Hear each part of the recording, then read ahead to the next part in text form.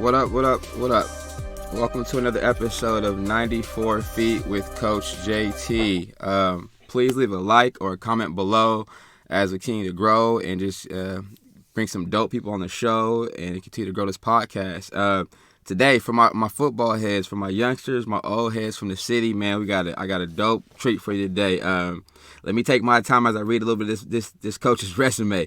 A native of Sacramento, California, he played 2 seasons at Sacramento City College, where he was selected to the first team All-State team as a defensive lineman for the Panthers. Then he went on a transfer to Mexico State, graduated there in 2002. Currently, this coach is the outside linebackers and defensive end coach at the University of Oklahoma. Prior to that, he spent some time with Arizona State University as well as Fresno State University as the defensive line coach. Jamar Cain, what's up, sir? How you doing? Good, man. Appreciate you having me. Oh, man, this is dope, man. I appreciate you taking time out your schedule. As my show says, 94 feet, we're going to jump right into it, man, and let's talk about home Sacramento for a minute, man. Let's talk about Cali, where you grew up in Sacramento, and what part of town was that? Yeah, man. It's funny because I'm originally from Meadowview.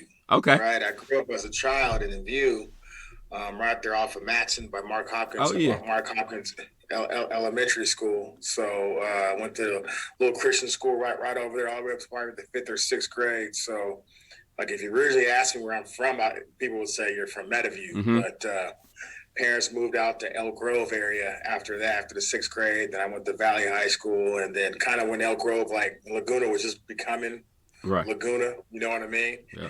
And then just ran through the South area my whole life. So, I mean, I'm from Valley High, if you ask me. That's where my roots are from. South Sac, Valley High for sure. So being from Valley High, South Sacramento, again, I know your resume, your history is football. Has it always been football? What other sports maybe you've kind of played or dabbled in growing up? I mean, during our time, though, we was always outside, so. Yeah, so I played Parkway Little League. Oh, I don't know. yeah. I played at Parkway Little League. So it was baseball, huge, and then we played soccer. My brother and I played soccer, and then we played basketball and all that stuff. But I was really baseball and soccer. My brother played more basketball. I couldn't shoot and all that stuff. I just wasn't coordinated enough to do the basketball stuff. Couldn't jump. So it was football, basketball. It was football, baseball, and soccer. And then I played for the Sacramento Raiders too. That's where I got my footprint, Sacramento Raiders, just growing up there playing for the Raiders. But yeah, no other sports. Just then, as I got into high school, just went straight to football. Dope. Shout out to Parkway Little League, man. I used to play for the Red Sox growing up over there, and then we had the little, you know what I'm saying? I went to Charles Mack, so yeah, definitely South Sac, man. That's definitely home, man. You get to talk about South Raiders.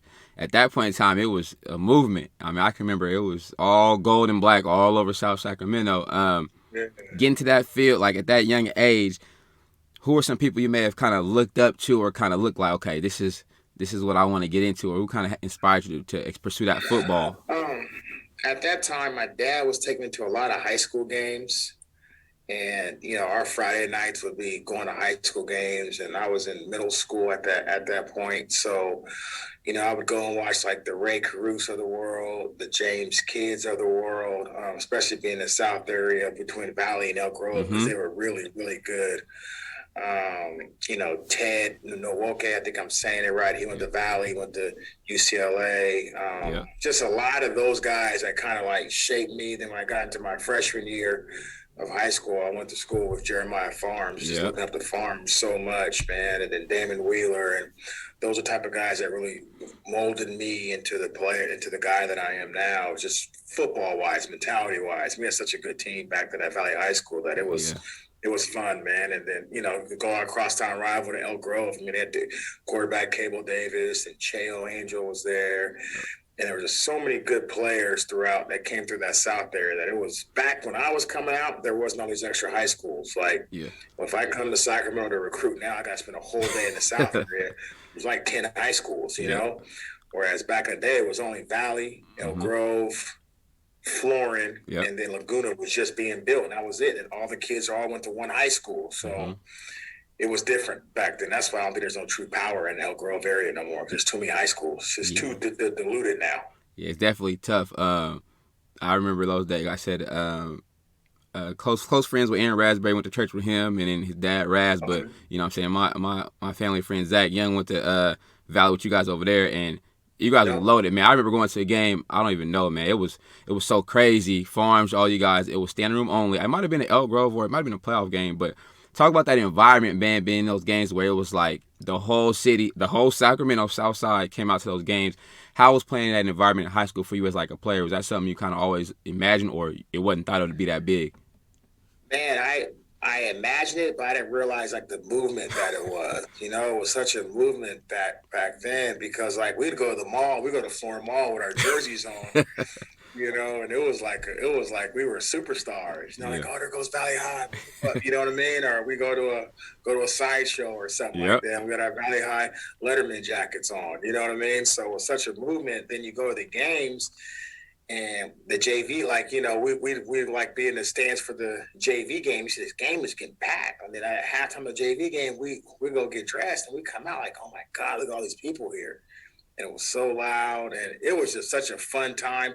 And then just to play on the field with so many elite players, like, like the Aaron Raspberries, the Antoine Simmonses, you know what I mean? And just those type of guys. I think off that team alone, there's Shoot. 5 or 6 Yep. NFL players. Like Warner Herndon, like there were so many guys that played multiple years. Jerry Deloach, Yep. there's so many. I can just keep naming guys that played in the league from one high school over a 3-year span that I was fortunate enough to be a part. And it was so good for. Like I get sad now when I go home and I look at Valley High School and where it's at now. Like I just wish it can get back because I know how special that school is, especially being in that community. Like Valley needs to be good, so that community can have something to Yeah. lean on. Because like I see what Grant does for that community. Yes, sir. Valley needs that. Yeah, definitely. I think that's the one thing we talk about. The expansion has hurt because more kids want to go further south, but not knowing Yeah. that you're leaving your area, what needs you the most and what needs the money to come in from the games and stuff like that. That's kind of had a pull on Exactly. it. Like you could take Monterey Trails. Monterey Trails took away from Florin being a Mm-hmm. powerhouse. And Like Florin was so good when I was in high school, man. Like just building that Monterey Trails there, and then building Laguna, then building Sheldon, then building Pleasant Grove, then building Seminoles, and building Franklin. Like Elk Grove is not Elk Grove. Jen Heff's a great friend of mine. They're just not the school that they used to be. yeah, definitely different. Definitely different times as far as that development. So we talk about that as far as the growth. During your high school time at Valley, because now kids have trainers, they have, man, all kind of. How much work were you guys putting in? Because again, I know Big Raz, he's big, all those guys, but how much work were you guys putting in? Because again, your records, those numbers are crazy as a team, as individuals. How much time did you guys spend working on your craft? You know what I'm saying? We might not have had individual trainers, you might have had workouts, but how much time, like say, with a day or a week, would you guys spend just grinding and working out? Yeah. So after school was out, Coach Hoskins, we all had 7-period PE, so we would lift in 7-period PE, and 7-period PE was football. So we lifted in 7-period PE every day. We ran every day. Once the season's over, you're in 7-period PE. That's what you did. And we would lift every day until after about 4, 5 o'clock. The basketball guys went and played basketball because Coach Hoskins just left it open. And then Coach Swafford was the basketball coach. The basketball guys go there. Then they come back. I didn't even know that. I didn't know Swaff was there. Swaff was at Valley. I didn't even know that. That's crazy. Yeah. Swafford was at Valley. So those guys would go over there with Swafford. Wow. And then my brother drove and all that stuff, so I wasn't driving at that time. So I would just sit there and just lift all day with like Yori and these bunch of other guys. I would just lift all day. So we just lifted all. We didn't have trainers back then. Our trainer was going to Damon Wheeler's house and pushing his dad's truck around the neighborhood. And Jose would just say, all right, you in the truck, get out, you push. Next guy in the truck, you push it. Then like that was just what Jose did, and Damon had in his garage, he had a squat rack and all the other stuff. So we just go over to Damon's house, say on like a Friday night, instead of us going out, we just go lift at Damon's house. It was just what we did. I mean, we weren't into the rah-rah. We always had a focused plan because like when you walked in the Valley weight room at that time, you saw so many guys on the walls, same as Sac City, that you were so focused that you wanted to be on that wall. Like these guys back here, like you want to be on those walls. You want to have your name on there. So everybody's so focused on getting scholarships back then that we didn't really do extra stuff. Now we went out with the sideshows, did what we had to do, but like when we came to work, we all worked. They just helped the younger guys, like the Keith Lewises of the world, the Manasa Poyers of the world. They saw us work, and those guys just took it to a next level. Yeah, shout out to Keith, man. He's my year, man. Good dude. And on the hoop court, man. We had some good battles on the hoop court. Going through Valley, man. Going through, say, your senior year again. Those accolades, winning games. What's your mindset after you finish your senior year? Kind of okay. Now it's like transition. Nowadays, kids start playing for college at middle school, high school. Right. Back then, it's like now, as far as again, letters coming in. What was your mindset about where you want to go, or any ideas? How did that work for you in that time? Farms and I were so close back then. He was like an older brother to me, even though I had an older brother. Like Farms was like a big brother to me. So I used to fly out to Washington every time I had like a down week. My dad would fly me out to Washington. I just go kicking in Seattle for the weekend. So I wanted to go to Washington. It was UW or bust for me. So I got to meet the coaches. Like I was like in the locker room. Like I was everywhere with Farms when it came to going to UW. And then Franquel and everybody was up there. So I was like, that was home. That was like South Sac all over again. Everybody was like there at that time. Like all the homies over at Farms house. And I just fly in on the weekends, watch the game, then fly back. But for me, it was Washington or bust. Mm-hmm. So I didn't get the offer from Washington. So I went to Sac City. Well, actually, I went to Butte because my brother and Josh Ramson went to Butte College. Okay. So I went to Butte College for a semester, and I should have went to Sac City because Sac City was really good at that time with Hoskins, all those other guys, not Hoskins, but Coach Griffin, Coach Sully. Like I should have went to Sac City, but I went with my brother and them. Then I transferred right back to Sac City. And once I went to Sac City, it was like, man, it was like the who's who from the South area who was all really good. It was like, oh, these are all the homies is here. You know, so then I went to Sac City for 2 years, and that just brought me back to how I was at Valley. We were all just focused on getting scholarships and getting the hell up out of Sac. So we had a plan. All the guys I played with, I could just start naming all the names off of there too. You know, all of them. Crazy. We all just ended up getting out of there, and I was so focused on, all right, I want to graduate in 3 semesters and get a degree and get out of here. And I just put a plan together. That's one thing I've always done. I always try to put a plan together and try to stick to it. Right. So that's what I mean, get through there. And you talk about, putting a plan together in college, and then even if you knowing yourself, right?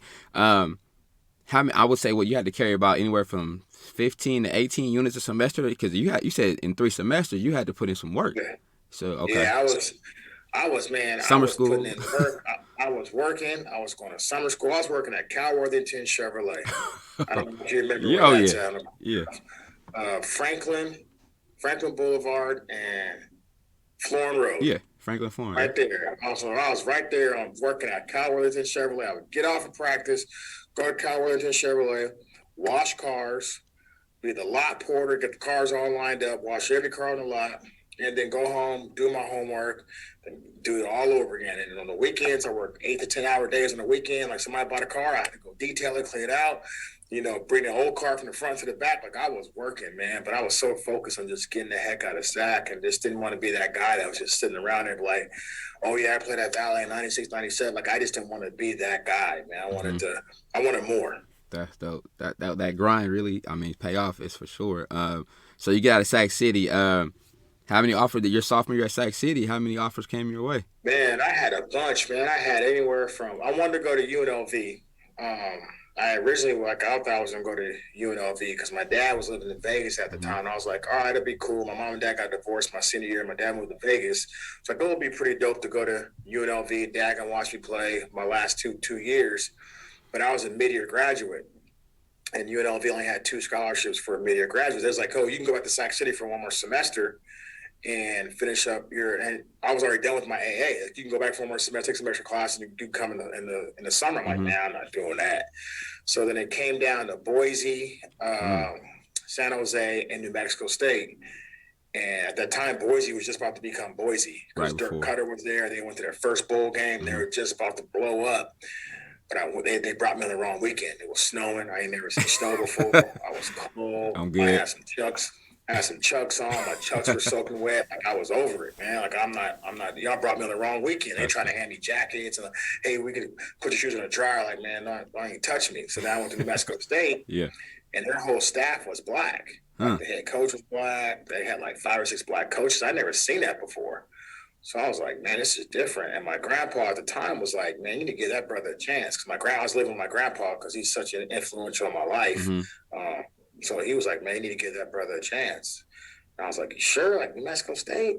It's probably the best decision I've ever made because they've helped me so long along my career to where I'm at now. Mm-hmm. Like, just going to New Mexico State has helped me more than anything else in my coaching career.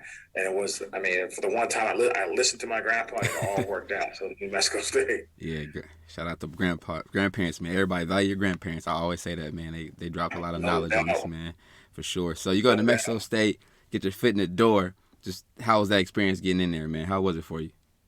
Man, it was fun, man. I mean, I got all my boys. Some of my best friends are right now are my college friends. You know what I mean? So we all got a group chat. We still talk to this day. We try to go on a vacation once a year. Like those are like my high school friends are my high school friends, but your lifelong friends become your college friends because for some reason you're in that growth right there. You know, you're in that little weird angle there where you're transitioning to become a man, where you're paying your own bills. So when you're a college student, you ain't got no money. So the guy who ain't got no money sitting next to you, right? That's your boy for life. Because both y'all had $2. Y'all were trying to figure out, okay, let's put this money together and go get 4 cheeseburgers. How we gonna eat? Yeah. You know, or so that's how, you know, we became like such good friends. But I loved it, man, and it was a great place to go to school. Like I would love to retire in New Mexico right now if I could.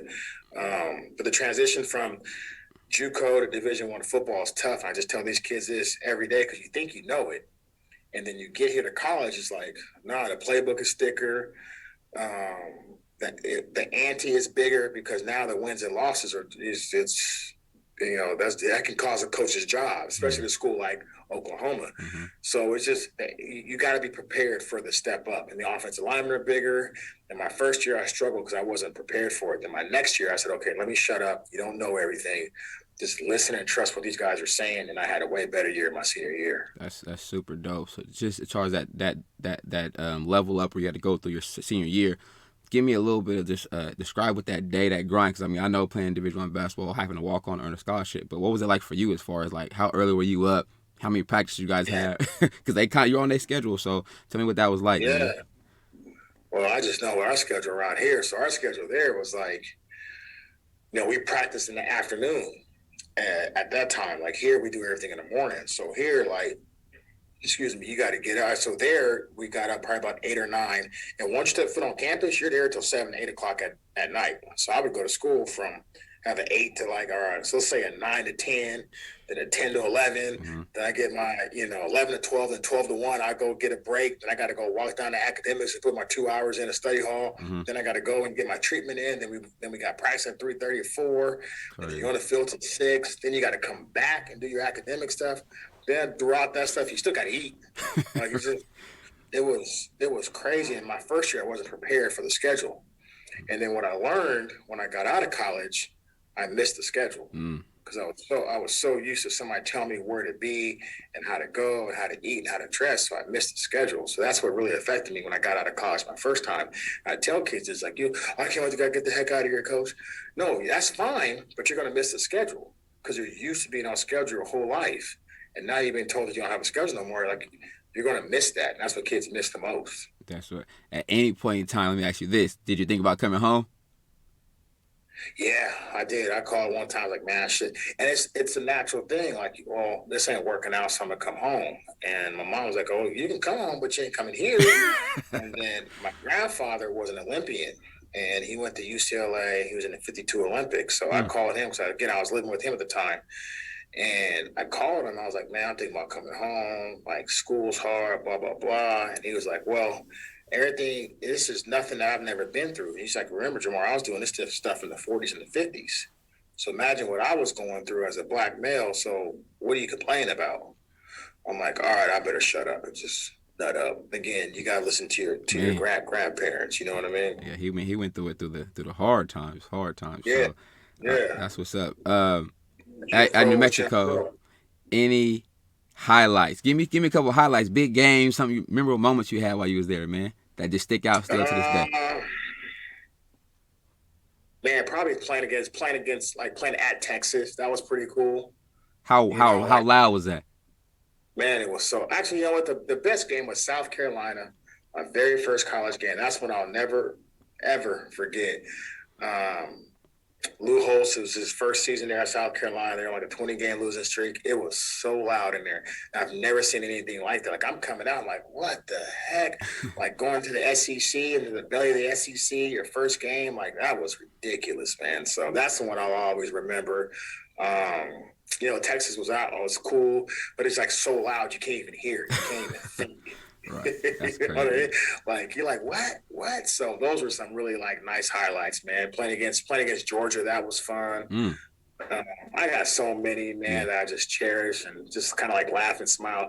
The biggest thing that you cherish is the games are the games, but it's the interaction with your teammates when you're traveling. Yep.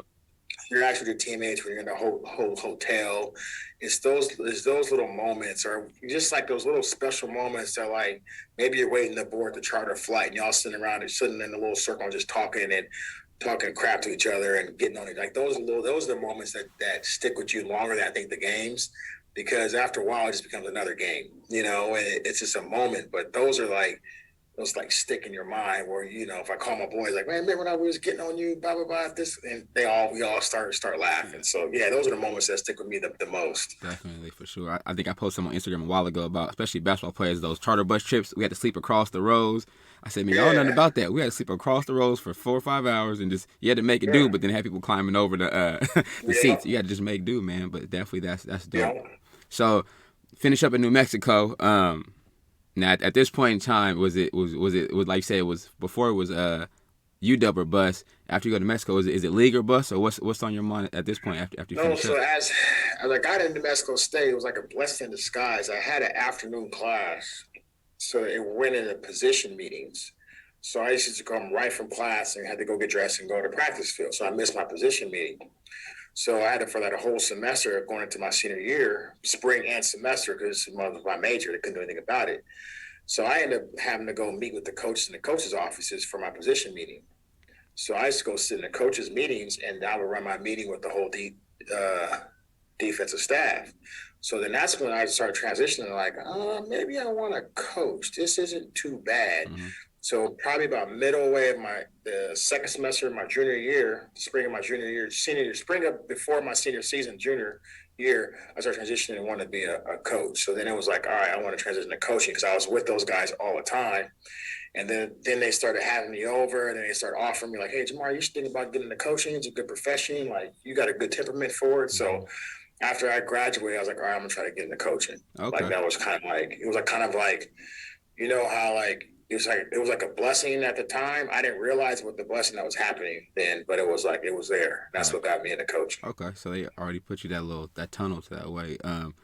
Again, I know you've been in it for a while. I've been in it for a different aspect for a while. Just how rewarding is it for you to kind of now still be around the game, but also give your give your experiences and your knowledge into younger guys or to players and stuff like that. Man, it's the interesting. One of my better players was just sitting here today, and he and I were talking, and I was like, "Hey, man, you got to help me out with these freshmen, because we got a lot of freshmen that graduated early, and I'm just like, you got to help me out, because everything that they do now is wrong. Like, I don't care, because here at Oklahoma, you get some 5 stars, you get some 4 stars, you get these legit. Like, we're recruiting the top 1% of the country, right. And we're getting these kids, and they're so used to being athletic and so used to just beating people that now, you got to put some skills behind it. And we're trying to put these skills behind it, so they get frustrated really quick. So, so now I'm like trying to mentor an older guy in the like transitioning from player to friend now, and now the mentorship. And that's what I enjoy most about. And then he understands, like he said something too, it's like, Coach, they don't understand yet that it may seem like you're attacking them, but you're really helping them. And they just see it as an attack mode instead of you helping. And that's the most rewarding part, is having those dialogues with the older guys. Because then in 2 years, I'll have that same dialogue with that freshman that was here. Have them pay it back. Okay. Yeah, I think the most rewarding part too is like the relationships too. Is like my phone rings all the time with just former players. Just like, Coach, what's up, man? What are you doing? Like the kids at Fresno State, they may FaceTime me 2-3 times a week, and I ain't been there in 3.5 years. just to like make fun of me or something. Like, you know what I mean? Like Yeah. those relationships are like, so those are like the relationships that I cherish the most, or getting that wedding invitation, or seeing Right. these kids have kids, you know, and seeing them grow up. I keep calling them kids, but they're adults now, you know. Right.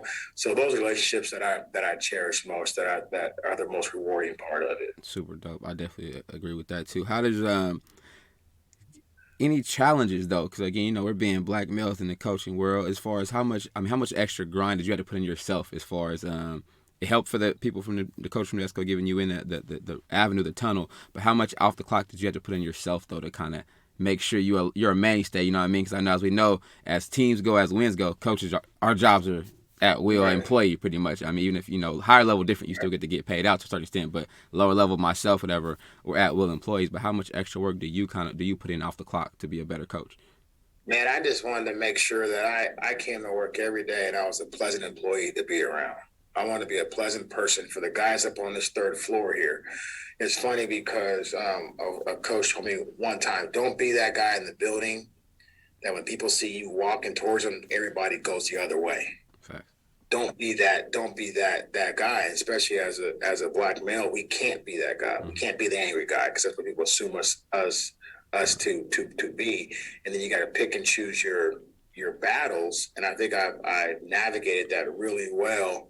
I think I have a pretty calm temperament too, where it's like, I want to learn. I have a growth mindset, and I don't have a fixed mindset where I don't feel like I always assume I'm wrong. And I'm assuming that I'm wrong because I want to search for that answer. And I'm always going to, every time I walk into a room or walk into a meeting, like I can go in Lincoln's office right now and have a conversation. Everything I talk about, I'm assuming I'm wrong because I want to learn. Okay. And I think as coaches, we always got to continue learning, because then you have those coaches, you've probably been around them, that it's like, well, it's the way I've always done it. Well, the game has changed, and you got to adapt to the game. So I've always tried to stay ahead of it. Like I just did a clinic with the Titans, and I try to do clinics with high school coaches. As many people I can do, because if I can learn something from it, that's going to make sure I keep my job. That's what I try to do all the time. Definitely learning that for sure. That's super dope. Let's go game day real quick. Do you get them game day jitters still as a coach? Do you get that blood flow, or are you more so kind of even keel, laid back guy on the game day? I'm really like at practice. I'm pretty intense at practice, because at practice should be harder. Right. You should feel my anger on a practice day. Like Monday through Friday, like we ain't gonna get along. Saturday's about you. It ain't about me. Like I told those guys, do what you gotta do Saturday. If you need to go out there and you need to do your little dance, go do it, because it's about you. It ain't about me. We will handle that on Sunday. Okay. And I do get my jitters. I get my jitters because it's like I want to make sure that I do enough. Are they prepared enough? And I'm always trying to whisper something in their ear. And then like Ronnie Perkins, who'll probably be a first round pick here this year for me, number 7. He's doing this to me, like, get out my fucking ear. You know what I mean? Like he's just, get out my ear. I'm like just trying to give him little tidbits every now and then. But game day, I don't really get nervous at all. I used to, but now I'm just like, all right, it's about them. These kids are prepared. And that's the biggest thing. I just want to make sure that they're prepared. That's what keeps me up at night. Like during the season, I don't sleep. I may sleep 3 hours a night. Like my mind don't stop. As a coach, your mind is always going like, oh, maybe I should do this. Damn it, did I go over this? I need to attack this guy better. So my mind doesn't stop at all. Right. So it's not funny. We get to that mind part. I mean, it's a lot more aware as coaches and men in general about our health in general. Because I mean, I've been the same way certain times where I'm like, why am I up? Because I'm thinking about plays or games. How do you kind of more so, stay healthy though? Because I mean, sacrifice, spend 5-6 hours a day with the kids, vice versa, coaching, that energy. How do you get that rest, or your mind to kind of because you have to somewhat ease your body and your mind to be able to do it again and not lose it or whatever. What kind of tips or what do you kind of work on to kind of get you to get relax and get rest and recover? I try to get a workout in every day. Okay. I try to get some type of workout, some type of physical activity in every single day, and that's the easy way of saying it. Mm-hmm. But sometimes I just cut my phone off. Because if I cut my phone off, that means there's no group text coming. I can't text anybody, and that's my way of saying I need a minute. And I'm very fortunate too. We got some of the best doctors here at Oklahoma. So I get my blood pressure checked a lot. Nice. The doctors just tell me, hey, you got to work on this. You got to eat right. And we got really good nutritionists here. So I try to eat healthy throughout the season. Mm-hmm. But it's a struggle though, because it's natural that we worry. And I'm a big time warrior. And I'm more worried that you're as a player not prepared for the game. Right. That's good. Good information, because I know just trying to get to relate to the kids or other coaches, other coaches should know take care of themselves, because especially if, again, our young black men, or our health, heart disease stuff is going on, and we're coaching, we're giving it all, but I think that plays a part. Mental health is huge, and then I think when you get away, you got to get away. Right. That's easier said than done, but when you get away, you got to get away. Whether that be go to my kids' games or do something. When you get away, you got to get away. And then I tried during the season not to wear as much Oklahoma stuff.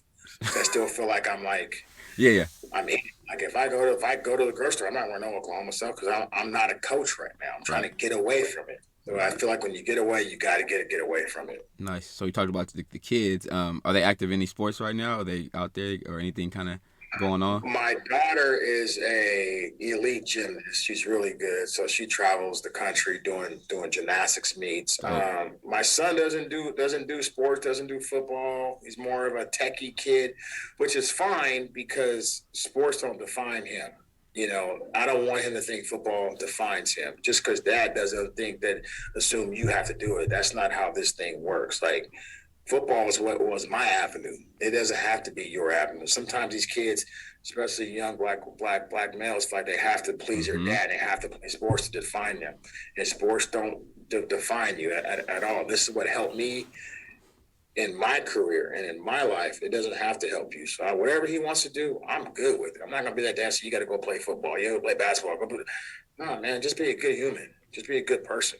That's super dope. How rewarding is it for you to see, like, them choosing their own paths, but putting the work in? Again, you said your daughter is moving around, so I know she works at it. How rewarding is it to you, I guess, to somewhat get away, right, and see her compete if you can, or go watch her compete? How does that make you feel, watch him do his little thing with the tech? How does that make you feel? Yeah, it's fun. So my son does rock climbing. See his arms get bigger. Like, that type of stuff. Like, man, damn, boy, look at your arms. Right. You know what I mean? And that's his little outlet. And, he doesn't, they don't think dad knows what the heck he's talking about, but it's fine. Like, even though I'm like, I tell my daughter, hey, you need to focus, because like she'll do an event, and while she's waiting for the event to go, some other girl may fall down off the apparatus. And I'm like, she's screwed. She watched it. I'm like, you need to close your eyes and go through your mental patterns before the routine. You ain't got to watch that girl go if you know what psychs you out. So it's fun, man. It's fun how those conversations are. If she rolls her ankle, she says, Dad, can I come see the trainers? And like, my kids are fortunate because she had to come down here to a world-class facility and get, cold tub and get rubbed, get her legs rubbed, like all that other stuff she needs. She can go walk downstairs and get it. So it's fun to see them. That's super dope. So, just again, want to bring it back to Sacramento. What kind of advice would you give? Again, I know, like I said, we have to be relatable, right? We've had to adapt and learn as coaches, and times are so different. But a lot of kids via social media, all these highlight films. What are things that are coaches looking for at the next level, just as far as outside of the 5-star whatever, kids possibly get an opportunity to play at just a higher level, not even in the major D1s. What things that kids should do well, work on that in that football realm or world to get opportunity to play at any level of college football? Well, and it's the easiest thing to say, and that's the first and foremost. You got to have some type of grades, man. Like, that's 50% of it. Like, dude, go to class. Mm-hmm. Like, just go to class. And I wasn't the smartest kid, but just go to class, right? And then the next thing too is put the work in. Like, it's not going to, just because you go see your trainer once a week, you think the stuff is going to start. Like, oh, okay, I'm good now. No, you got to put the work in. And a lot of kids these days think they know it all. Like, he's called a coach for a reason. Even if he's a terrible coach, try to take something from him and add it to your game. Like, I tell my guys all the time, like, if your high school coach taught it a better way than I did, then okay, I will adapt to that because you like the way. Like, I think coaches got to be adaptable. Mm-hmm. So if I was telling a young kid from SAC, first of all, every SAC kid gets a look in my book. Like, everywhere I've been, I signed SAC kids. I signed 4 kids to Arizona State last year from Sacramento. Like, you're a SAC kid, you are getting a look for me.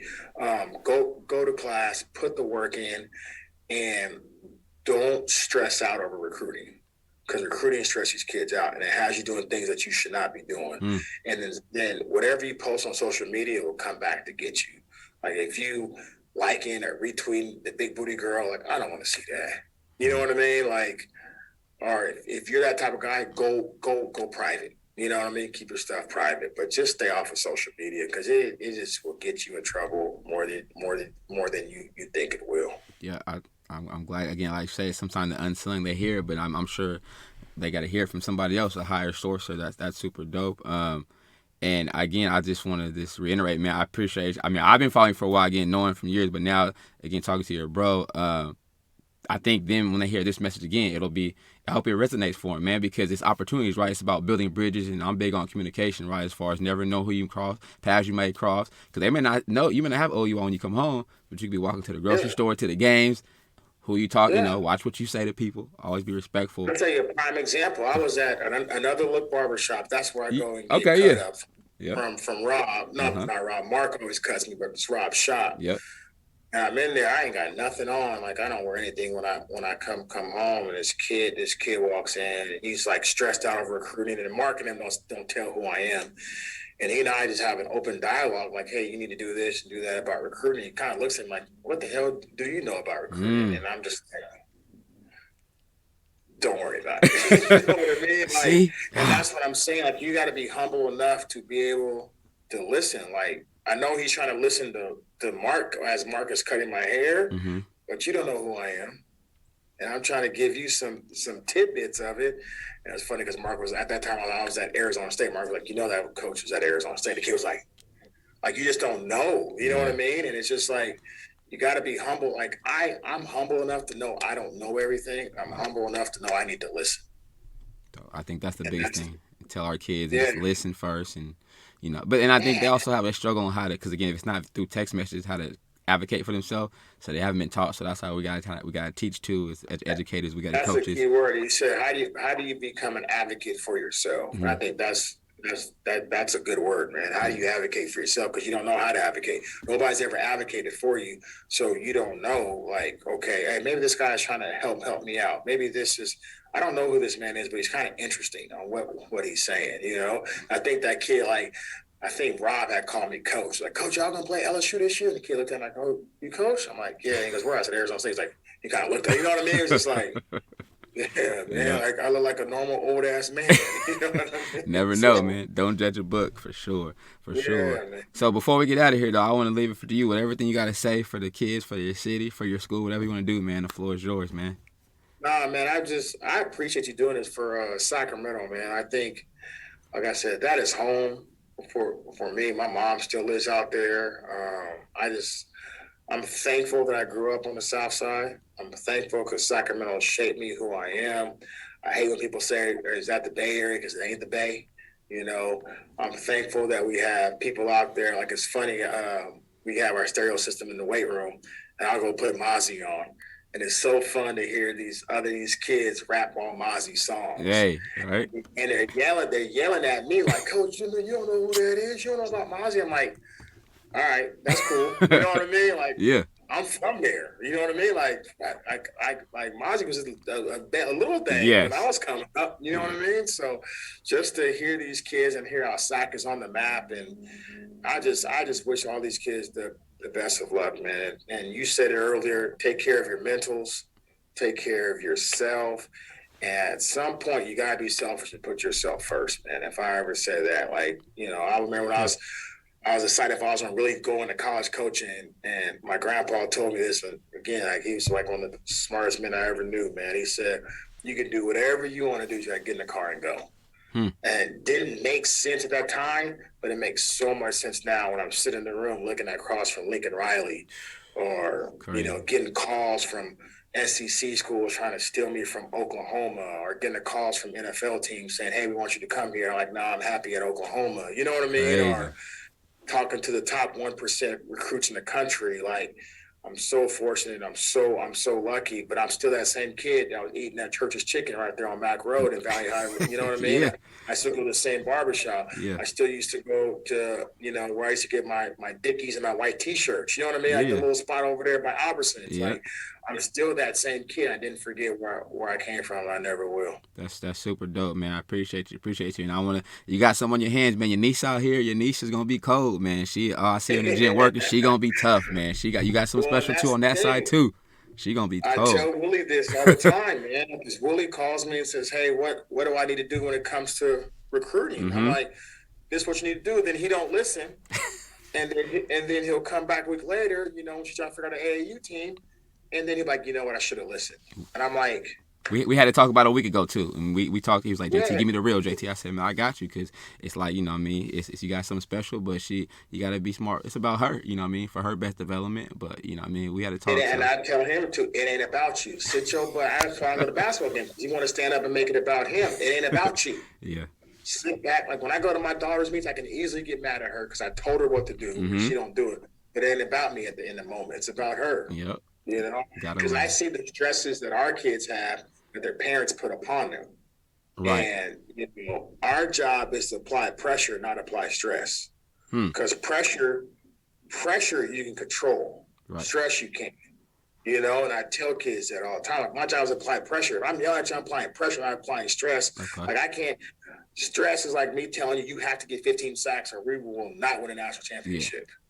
That's something you can't have no control over. You can't control that. Yeah. But I said, if you do X, Y, and Z, I'm going to pressure you to get there, then that's pressure. That's what's up. I like that. I really got to stop stressing her butt out, boy. Apply pressure, not stress. I like that, man. Yeah. Appreciate you, Coach Cain, man. Have a good one. Good luck upcoming season, summertime. I know the grind is. I know you're already grinding, man. So I'll be looking forward to watching y'all again, man. We got to meet here in 15 minutes by recruiting. Oh, man. Yeah, for sure, man. Handle your business, man. Appreciate you. All worries. All right, man. Have a good one. Yes, sir. Take Later. care. You too.